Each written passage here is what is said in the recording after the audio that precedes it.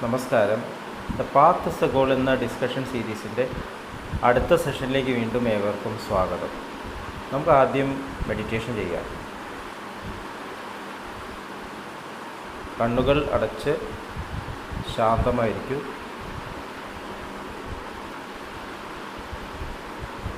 ഭൂമി മാതാവിനോടും സർവചരാചരങ്ങളോടും അന്തരീക്ഷത്തോടും കൃതജ്ഞത രേഖപ്പെടുത്തും.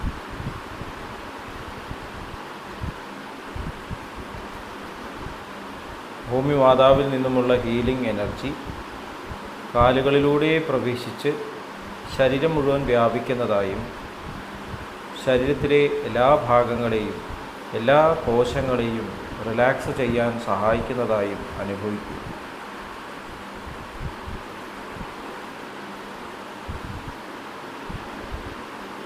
ഇപ്പോൾ ശരീരം പരിപൂർണമായും റിലാക്സ്ഡായി. ഈ റിലാക്സേഷൻ ഹൃദയത്തിൽ അനുഭവിക്കും.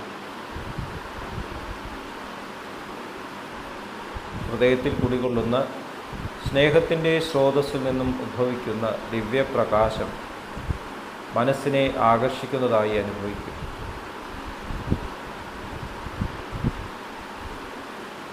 ആ ദിവ്യപ്രകാശത്തിൽ ധ്യാനം ആരംഭിക്കും. മനസ്സിൽ ചിന്തകൾ വരുന്നുണ്ടെങ്കിൽ പൊതുവായി അവയെ അവഗണിക്കുക. ദിവ്യപ്രകാശത്തിൽ ധ്യാനം തുടരുക. Please start meditation.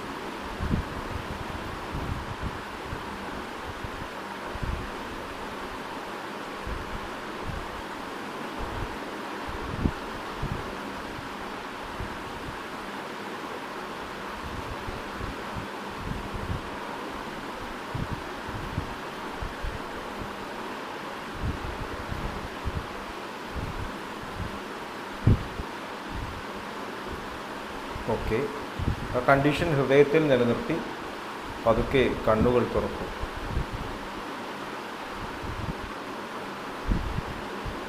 എല്ലാവരെയും വീണ്ടും ഹാർദമായി ഹാർട്ട്ഫുൾനെസ് സഹജമാർഗ് മെഡിറ്റേഷൻ സിസ്റ്റത്തിലേക്ക് സ്വാഗതം ചെയ്യുന്നു. എങ്ങനെ ജോയിൻ ചെയ്യാം എന്നതിൻ്റെ വിശദ വിവരങ്ങൾ ഡിസ്ക്രിപ്ഷൻ ബോക്സിൽ കൊടുത്തിട്ടുണ്ട്. നമ്മൾ manifesting love, manifesting the goal ഇതാണ് ഡിസ്കസ് ചെയ്യുന്നത്. നമ്മുടെ യഥാർത്ഥ ലക്ഷ്യം നമ്മുടെ ഉള്ളിൽ തന്നെയാണ്. നമ്മുടെ തന്നെ ഫൈനൽ വേർഷൻ. സഹജമാർഗത്തിലെ ഗുരുനാഥൻ ദാജി ഫൈനൽ വേർഷൻ എന്നാണ് പറയുന്നത്. നമ്മുടെ ഫൈനൽ വേർഷൻ എങ്ങനെ ആയിരിക്കണം എന്നതിനെക്കുറിച്ച് നമ്മുടെ ഉള്ളിലൊരു സങ്കല്പം വേണം. എൻ്റെ ഏറ്റവും നല്ല ആ വ്യക്തിത്വം എന്താണ്, അതേക്കുറിച്ച് എൻ്റെ ഉള്ളിലൊരു സങ്കല്പം വേണം.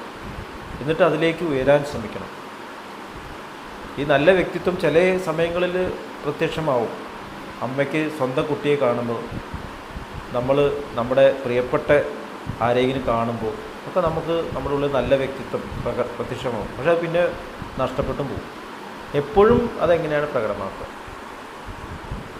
എപ്പോഴാണ് നമ്മുടെ ഉള്ളിലുള്ള ആത്മാവ്, സോൾ, മഹാത്മാഗാന്ധിജി സോൾ ഫോഴ്സ് എന്ന് പറയുന്നത്, സോൾ ഫോഴ്സ് എന്ന് പറഞ്ഞാൽ സ്നേഹമാണ് എന്നാണ് മഹാത്മാഗാന്ധിജി പറഞ്ഞത്. അതാണ് അഹിംസയുടെ ബലം. അഹിംസ എന്ന് പറഞ്ഞാൽ ബ്രൂട്ട് ഫോഴ്സിൽ നിന്നും സോൾ ഫോഴ്സിലേക്കുള്ള ഒരു മാറ്റമാണ്. നമ്മൾ ശാരീരികമായിട്ടും മാനസികമായിട്ടും ഉപയോഗിക്കുന്ന പവേഴ്സ് ഒക്കെ പവേഴ്സാണ്. അതിനെ മറികടന്നിട്ട് സെൽഫ് സാക്രിഫൈസിലൂടെ നിസ്വാർത്ഥതയോട് കൂടിയിട്ട് സ്നേഹം മാനിഫെസ്റ്റ് ചെയ്യുമ്പോൾ അത് ഒരിക്കലും തടുത്തു നിർത്താൻ പറ്റാത്ത ഒരു ശക്തിയായി മാറും.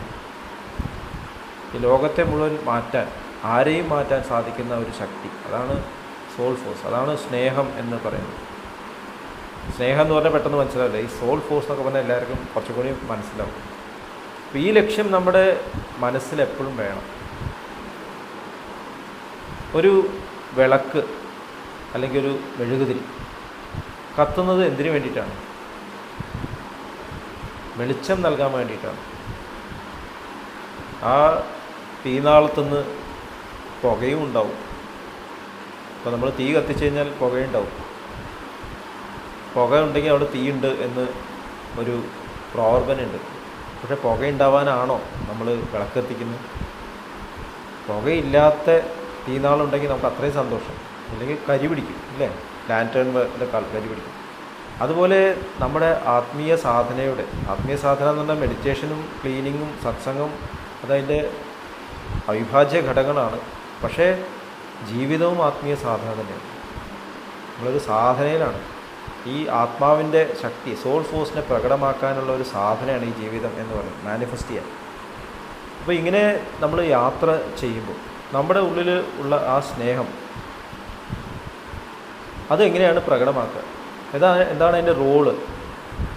പുകയുണ്ടാക്കാൻ വേണ്ടിയിട്ടാണ് നമ്മൾ സ്കൂളിൽ പഠിക്കുന്നതും നമ്മൾ സ്പിരിച്വൽ പ്രാക്ടീസ് ചെയ്യുന്നതും? നമ്മുടെ ഈഗോ പ്രകടമാക്കാൻ വേണ്ടിയിട്ടാണ്, എനിക്ക് പേരെടുക്കാൻ വേണ്ടിയിട്ടാണ്. ഇതാണ് പുക എന്ന് പറയുന്നത്, ഇതാണ് ഗ്രോസ്നെസ് എന്ന് പറയുന്നത്. മഹാത്മാഗാന്ധിജി പറഞ്ഞിട്ടുണ്ട്, എഡ്യൂക്കേഷൻ ശരിക്കുള്ള അർത്ഥത്തിൽ നമ്മൾ നേടുകയാണെങ്കിൽ നമ്മുടെ ഉള്ളിൽ മാറ്റം വന്നിട്ട് നമുക്ക് ഏത് സ്ഥിതിയിലും പോയി വർക്ക് ചെയ്യാൻ സാധിക്കണം. അങ്ങനെയുള്ള വ്യക്തിത്വങ്ങളാണ് നമുക്ക് രാജ്യത്തിന് ആവശ്യം. നമ്മൾ പുറമേയുള്ള കണ്ടീഷൻസിനെ മാറ്റാൻ തക്കോണം സ്വയം വളർന്നിട്ടുണ്ടാവണം. എല്ലാ സൗകര്യങ്ങളും ഒരുക്കി കൊടുത്താൽ മാത്രമേ എനിക്ക് പ്രവർത്തിക്കാൻ സാധിക്കുള്ളൂ എന്ന് പറയുമ്പോൾ നമ്മൾ ഡിപ്പെൻഡൻ്റ് ആവുക. ഇതാണ് നമ്മളിപ്പോൾ അനുഭവിക്കുന്ന ഏറ്റവും വലിയ പ്രശ്നം. ഞാൻ വർക്ക് ചെയ്യുന്ന ഒരു ഹോസ്പിറ്റലിൽ ഒരു ഡോക്ടർ ഇത് പറഞ്ഞു. ഡോക്ടർ സുനിൽ ഇവിടെ വന്നിട്ട് ഏത് കണ്ടീഷനിലും അഡ്ജസ്റ്റ് ചെയ്ത് വർക്ക് ചെയ്യുന്നു. അപ്പോൾ അങ്ങനെയല്ല ഇതുവരെയുള്ള അനുഭവം. ഇവിടെ ആ കമ്പനിയുടെ മെഷീൻ ഉണ്ടോ, ഈ റൂമിൽ ഇന്ന സൗകര്യങ്ങളുണ്ടോ, എന്താണ് ഫീസ്, ഇതൊക്കെ അന്വേഷിച്ചിട്ടാണ് എല്ലാവരും പ്രാക്ടീസ് ചെയ്യാൻ തന്നെ പോവുക, കൺസൾട്ടേഷൻ തന്നെ പോവുക. എത്ര പേഷ്യൻ്റ് കിട്ടും, എത്ര വരുമാനം ഉണ്ടാവും. എനിക്കങ്ങനെ തോന്നിയിട്ടില്ല. എൻ്റെ പേഴ്സണൽ ലെവലിൽ പറയുകയാണെങ്കിൽ ഞാൻ കൺസൾട്ടേഷൻസിന് പോകുന്നത് അവിടെയുള്ള ഒരു വ്യക്തിത്വത്തിനെ ഇഷ്ടപ്പെടുന്നുണ്ട്, അവരോടുള്ള സ്നേഹബന്ധം കൊണ്ടാണ്. ഇപ്പോൾ പല സ്ഥലങ്ങളിൽ പോയിട്ട്, കണ്ണൂരായാലും കോഴിക്കോടായാലും പയ്യന്നൂരായാലും എറണാകുളത്തായാലും, അവിടെ പോകാനുള്ള കാരണം വ്യക്തിബന്ധങ്ങളാണ്, സ്നേഹബന്ധങ്ങളാണ്. ആ സ്നേഹം പ്രകടമാക്കണം, പ്രവൃത്തിയിലൂടെ പ്രകടമാക്കണം. അപ്പോൾ അതാണ് ശരിക്കും അടിസ്ഥാനപരമായിട്ടുള്ള ഫൗണ്ടേഷൻ. അവിടെ നിന്നാണ് വർക്ക് തുടങ്ങേണ്ടത്. അല്ലാതെ പുറമേയുള്ള സൗകര്യങ്ങൾ നോക്കിയിട്ടല്ല. ഒരു വില്ലേജിൽ വരിക, സൗകര്യമില്ലാത്തൊരു സ്ഥലത്ത് വരിക, അതൊരു പ്രശ്നമാവില്ല. കാരണം നമ്മുടെ ഉള്ളിൽ സ്നേഹമുണ്ട്, വെളിച്ചമുണ്ട്. വെളിച്ചം ഒരിക്കലും അന്ധകാരത്തിന് ഡിപ്പെൻഡ് ചെയ്യുന്നില്ല. ഒരു പുകയ്ക്കും വെളിച്ചത്തിനെ മറയ്ക്കാൻ സാധിക്കില്ല. ശരിക്കും ആളി കത്തുമ്പോൾ പുകയൊക്കെ ഇല്ലാണ്ടാവും. അപ്പോൾ നമ്മൾ ഡിപ്പെൻഡൻസ് കാണുമ്പോൾ ശരിക്കും അതൊക്കെ പുകയാണ്. ഇപ്പോൾ ഈ കാലത്ത് ആർട്ടിഫിഷ്യൽ ഇൻ്റലിജൻസ് AI കുറിച്ചിട്ട് വളരെയധികം ചർച്ച നടത്തുന്നൊരു കാര്യമാണ്. ഒരു കാലത്ത് AI മനുഷ്യരാശിയെ തന്നെ എന്താ പറയുക, കൺട്രോൾ ചെയ്യാവുന്ന രീതിയിൽ മാറും എന്ന് പറയുന്നത്, റീപ്ലേസ് ചെയ്യുന്ന രീതിയിൽ. റോബോട്ടിക് സർജറീസ് ഉണ്ട്, എല്ലാ തരത്തിലും AI ഉണ്ട്, ചാറ്റ് GPT, പല കാര്യങ്ങളുണ്ട്. അപ്പോൾ അങ്ങനെ ഒരു സ്റ്റേറ്റ് വരുമോ? മെഡിക്കൽ സെമിനാർസിൽ CME പ്രോഗ്രാംസിലൊക്കെ ഈ ചർച്ചയുണ്ട്. ഇപ്പോൾ AI വെച്ചിട്ട് ഒരുപാട് നല്ല കാര്യങ്ങൾ ചെയ്യുന്നുണ്ട്. പേഷ്യൻസിനെ സ്ക്രീനിങ് ചെയ്യുക, വേഗം ഹോസ്പിറ്റലിൽ എത്തിക്കുക. ഇപ്പോൾ ഡോക്ടേഴ്സിൻ്റെ ആവശ്യം ഇല്ലാണ്ടേ ആയോ? അതുപോലെ ടീച്ചേഴ്സിൻ്റെ ആവശ്യം ഇല്ലാണ്ടേ ആവുമോ? അപ്പോൾ അങ്ങനെയാണ് നമ്മൾ നോക്കിക്കഴിഞ്ഞാൽ തോന്നുക. ടീച്ചറിൻ്റെ ആവശ്യമില്ല. ഒരു പ്രോജക്റ്റ് എടുക്കണമെന്നുണ്ടെങ്കിൽ വെറുതെ 2 ലൈൻ അടിച്ചാൽ മതി. അപ്പം തന്നെ 2 മിനിറ്റിനുള്ളിൽ, 2 മിനിറ്റ് വേണ്ട, അപ്പം തന്നെ ഏത് കവിതയാണ് വേണ്ടത്, ഏത് എസ്സേയാണ് വേണ്ടത്, എന്താണെന്ന് വെച്ചാൽ നമുക്ക് കിട്ടും. ഏറ്റവും നല്ല ലാംഗ്വേജിൽ കാണുമ്പോൾ നമ്മൾ തന്നെ തോന്നും. എന്നിട്ട് അത് കോപ്പി ചെയ്യുക. അപ്പോൾ ഈ തരത്തിലുള്ള ആർട്ടിഫിഷ്യൽ ഇൻ്റലിജൻസ് മനുഷ്യനെ റീപ്ലേസ് ചെയ്യും. നമ്മൾ ചിന്തിക്കേണ്ട കാര്യമാണ്. ഐസക് ആസിമോവിൻ്റെ ഫൗണ്ടേഷൻ എന്നുള്ള ഒരു സീരീസ് ഉണ്ട്, പുസ്തകത്തിൽ എല്ലാവരും വായിക്കേണ്ടതാണ്. അതിൽ അവസാനിക്കുമ്പോൾ റോബോട്ട്സ് പ്രപഞ്ചത്തെ കൺട്രോൾ ചെയ്യും. പ്രപഞ്ചം എന്ന് പറഞ്ഞാൽ 25,000 പ്ലാനറ്റ്സൊക്കെ കോളനൈസ് ചെയ്ത് കഴിഞ്ഞ് മനുഷ്യൻ. അങ്ങനെയാണ് ആ കഥ. 20,000 കൊല്ലത്തിനപ്പുറം. അപ്പോൾ പുസ്തകം വായിക്കുമ്പോൾ അത് മനസ്സിലാവും, അങ്ങനെ സാധിക്കും. അപ്പോൾ അതിലൊരു ഇൻബിൽറ്റ് മെക്കാനിസം ഉണ്ട് എന്നാണ് അദ്ദേഹം പറയുന്നത്. റോബോട്ടിനുള്ളൊരു ഇൻബിൽറ്റ് മെക്കാനിസം ഉണ്ട്. മനുഷ്യർ പറയുന്നതേ കേൾക്കാൻ പറ്റുള്ളൂ. മനുഷ്യരെ പ്രൊട്ടക്റ്റ് ചെയ്യലാണ് റോബോട്ട്സിൻ്റെ മെയിൻ റോൾ. റോബോട്ടിൻ്റെ ശാസ്ത്രത്തിൽ രേഖപ്പെടുത്തി വെച്ചാൽ അതിൽ ഇൻബിൽറ്റാണ്. അങ്ങനെയാണെങ്കിൽ കുഴപ്പമില്ല. അപ്പോൾ അങ്ങനെ അല്ലാത്തൊരു AI വന്നു കഴിഞ്ഞാൽ എന്തിന് എന്നുള്ള സിനിമയിൽ രജനീകാന്ത് അഭിനയിച്ച ക്യാരക്ടർ പോലെയായി മാറും. എന്താണ് കാരണം? ഒരു ആർട്ടിഫിഷ്യൽ ഇൻ്റലിജൻസിന്, ഒരു കമ്പ്യൂട്ടറിനോ ഒരു പർപ്പസ് ഉണ്ടോ, ലക്ഷ്യമുണ്ടോ? നമ്മളത് സ്വിച്ച് ഓൺ ചെയ്താലല്ലേ അത് വർക്ക് ചെയ്യുള്ളൂ. നമ്മളതിൽ ഫീഡ് ചെയ്ത കാര്യങ്ങളല്ലേ വർക്ക് ചെയ്യുക. അതിൽ വൈറസ് കടന്നു കൂടിയിട്ട് അതിനെ മാറ്റാൻ പറ്റും. പക്ഷേ അതിന് സ്വയം കറക്റ്റ് ചെയ്യാനുള്ള കഴിവുണ്ടോ? ലോകത്തിന് നന്മ ഏതാണെന്ന് തീരുമാനിക്കാനുള്ള കപ്പാസിറ്റി ഉണ്ടോ? ജീവിത ലക്ഷ്യമുണ്ടോ? അപ്പോൾ ജീവിത ലക്ഷ്യം എന്നുള്ള ഈ ഒരു കാര്യം മനസ്സിലാക്കുകയാണെങ്കിൽ ഈ ചോദ്യങ്ങൾ വരില്ല. അതുകൊണ്ടാണ് ഈ സീരീസിൽ ജീവിതത്തിൻ്റെ ലക്ഷ്യം സ്നേഹമായി തീരുക, സ്നേഹം മാനിഫെസ്റ്റ് ചെയ്യുക എന്ന് പറയുന്നത്. അപ്പോൾ അതിൽ ഓരോ ഇൻഡിവിജ്വലും ഇവോൾവ് ചെയ്തിട്ട് പൂർണ്ണതയിലെത്തണം. അതിനുള്ള പലതരത്തിലുള്ള എന്താ പറയുക സാഹചര്യങ്ങൾ ഒരുക്കാൻ നമുക്ക് പറ്റും. അതിലൊരു ഭാഗം മാത്രമാണ് കമ്പ്യൂട്ടർ. ഒരു കാലത്ത് അതിനെയും മറികടക്കും. ഈ തരത്തിൽ യന്ത്രങ്ങൾ നമ്മളെ പൂർണ്ണമായിട്ട് കൺട്രോൾ ചെയ്തൊരു സംസ്കാരമായിരുന്നു അറ്റ്ലാന്റിസ് എന്ന് ഞാൻ എവിടെ വായിച്ചിട്ടുണ്ട്. അറ്റ്ലാന്റിസ് ഒരിക്കലും കടലിൽ മുങ്ങിപ്പോയില്ല. അറ്റ്ലാന്റിസ് എന്നൊരു പുസ്തകമുണ്ട്, ചാൾസ് ബെലിറ്റ്സ് എഴുതിയൊരു പുസ്തകമുണ്ട്. അപ്പോൾ നമ്മൾ ഓവർ ഡിപ്പെൻഡൻ്റ് ആകുമ്പോൾ അവിടെ പുറമേയുള്ള ഡിസ്ട്രക്ഷനാണ് പ്രാധാന്യം വരുന്നത്. കൺസ്ട്രക്റ്റീവ് വർക്കിന് പ്രാധാന്യം ഇല്ലാണ്ടായി മാറുന്നു. സ്നേഹത്തിന് പ്രാധാന്യം നൽകിക്കൊണ്ട് മനുഷ്യൻ്റെ പരിണാമത്തിന്, മനുഷ്യൻ്റെ അല്ല എല്ലാ ചരാചര പരിണാമത്തിന് പ്രാധാന്യം കൊടുത്തുകൊണ്ട് ജീവിക്കുകയാണെങ്കിൽ ഈ തരത്തിലുള്ള ക്വസ്റ്റ്യൻസ് വരില്ല. വിവേകാനന്ദൻ്റെ ഒരു സ്പീച്ചിൽ വിവേകാനന്ദ പറയുന്നുണ്ട്, വളരെ അഡ്വാൻസ്ഡ് ആയിട്ടൊരു ട്രെയിൻ റെയിൽവേ ട്രാക്ക് കൂടെ സഞ്ചരിച്ചുകൊണ്ടിരിക്കുകയാണ്. അപ്പോൾ ഒരു ചെറിയൊരു പുഴു റെയിൽവേ ട്രാക്കിൻ്റെ മുകളിൽ കൂടെ അപ്പുറത്തേക്ക് കിടക്കാൻ ശ്രമിക്കും. അപ്പോൾ വിവേകാനന്ദ ചോദിക്കുകയാണ്, ഈ ട്രെയിനാണോ പ്രധാനം, ഈ പുഴുവാണോ പ്രധാനം?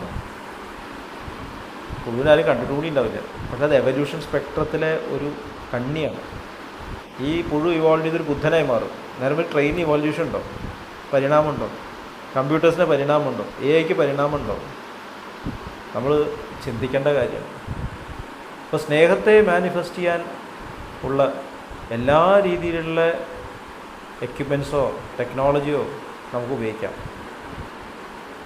സ്നേഹത്തെ അടിച്ചമർത്തുന്ന രീതിയിലാവരുത് എന്നാണ് എനിക്ക് തോന്നുന്നത്. തീനാളത്തെ മറയ്ക്കുന്ന രീതിയിലെ പുക, അത് ഡേഞ്ചറസാണ്. അപ്പോൾ നമ്മുടെ ഉള്ളിലുള്ള തീനാളം ജ്വലിക്കട്ടെ, സ്നേഹമെന്ന തീനാളം ജ്വലിക്കട്ടെ. നമ്മുടെ ചിന്തകളിലും വാക്കുകളിലും പ്രവൃത്തികളിലും ബോഡി ലാംഗ്വേജിലും എല്ലാം പ്രകടമാവട്ടെ. അങ്ങനെയാണെങ്കിൽ ഈ തരത്തിലുള്ള സംശയങ്ങൾ നമ്മുടെ ജീവിതത്തിൽ ഉണ്ടാവില്ല എന്ന് തോന്നുന്നു. ഇത്രയും പറഞ്ഞുകൊണ്ട് ഇന്നത്തെ ഡിസ്കഷൻ അവസാനിപ്പിക്കാം. അടുത്ത സെഷൻ വരേക്കും വിടവാങ്ങുന്നു. നന്ദി, നമസ്കാരം.